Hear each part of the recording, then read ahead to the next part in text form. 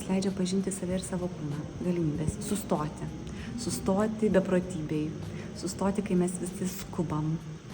Tai jis leidžia patirti save.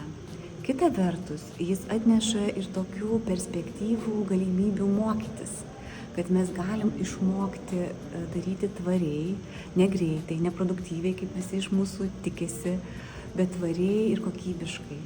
Santykių tvarumo, santykių su medžiaga tvarumo prasme ir santykių su savimi.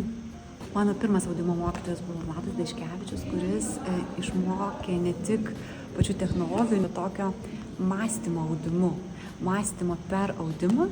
Ir Eglė Danda Bogdanė buvo mano irgi tokia provokatorė, kuri klausdavo, kodėl reikia austi ir ką neša audimas, ką atsineša jis naujoje perspektyvoje, ką jis kuria ateičiai, ne tik ką jis augino anksčiau, ar koks ten buvo tradicinis audimas, bet kaip mes galime ateityje permąstyti save, savo praeitį. Šiuo metu galima mane rasti audžiančią Vilniaus dailės akademijos tekstilės meno laboratorijoje. Vykdau tyrimą, kurio pavadinimas Rankdarbis kaip politinis veiksmas per feminizmo pjūvį.